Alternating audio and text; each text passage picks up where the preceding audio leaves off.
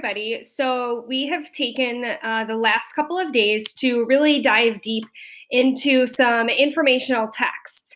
And in the beginning of the week, you started with Mrs. Iwanko and really talking about these really good questions that readers need to constantly be thinking about when they're reading informational texts. So let's take a look at Mrs. Iwanko's anchor chart that she used earlier in the week. And we want to remind ourselves that readers adopt a questioning stance. So that means, again, a stance is that you are taking part on one of those ideas or questions that are being asked while reading. You're thinking about why something happens or how something works. And so when you are adopting these questioning stances, you're thinking of these big three questions. What did the author think I already knew? What surprised me?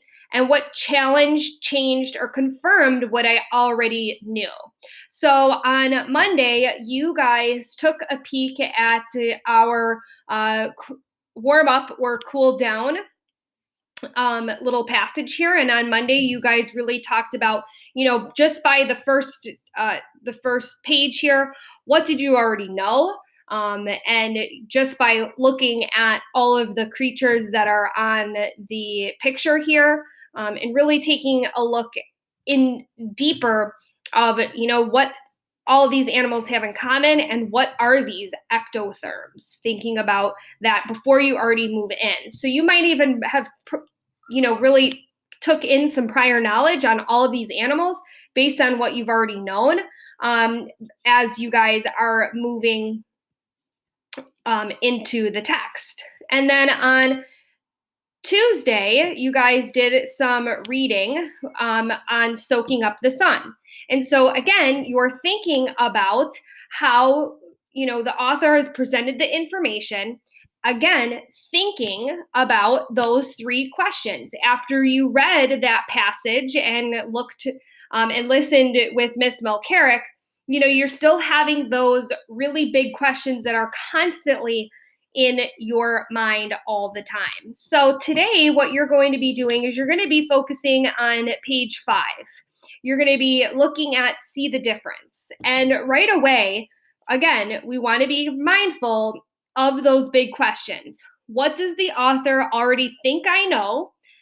What's changed between what I already knew and what's surprising to me? So right away, I'm looking at these pictures right on this passage here, and I'm noticing that I can see the difference. I can see the difference here. And right away I'm noticing that the author's telling me right here that I should probably know that in these pictures the heat that's coming off of the hand here is definitely a lot hotter than what's happening here in the lizard. If the lizard's cold, that tells me that there's got to be some sort of difference between a human hand and the human characteristics that we have as humans compared to this reptile over here and this lizard.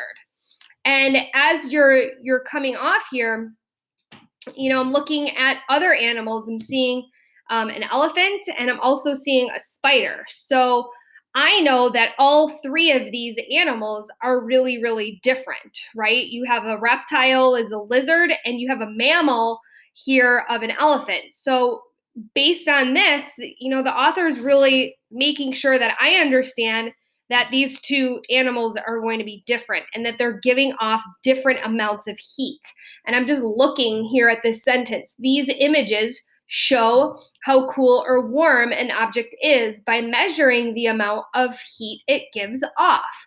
So I'm already seeing that, the mammal of the elephant, it's very similar to what we have here as humans because we're both mammals. And I'm looking at this caption right here that an elephant is fanning its ears and the elephant begins to cool down. And so that's a mechanism that's really helping that animal to calm down. I know I have a dog, and I know that when she's panting, that's a way of her cooling her body down. Okay. And in this instance, the elephant is using its ears to cool its body temperature down. Now, be thinking of you and yourself as humans. What do you do to, cool your body down when it is overheating, when it's summertime, when you're exercising? What are some things that you might do here? And so I know that in this passage, the um, the author here is really going to show us how different animals are giving off different heat, and their heat energy is going to be different between mammals and reptiles, and you're going to learn more about it. Keeping in mind, again, you have to be keeping in mind those big three questions. What did the author already think I know? What surprised me, and what has changed or confirmed all that I knew?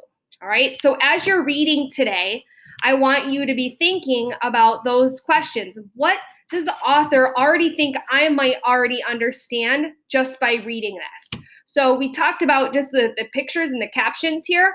Now I want you to dive deeper in seeing the difference between all of these, and what is the author really trying to make sure that we understand as we read. And as they're reading, what might they think that we already know? All right. Have fun continuing on reading with our warm up and cool down passage here of informational text, and have some fun. I love these passages. They have some really great pictures here, as well as some videos, and I think they're really, really cool. All right. Don't forget to submit what the author thinks that you might already know here in this passage.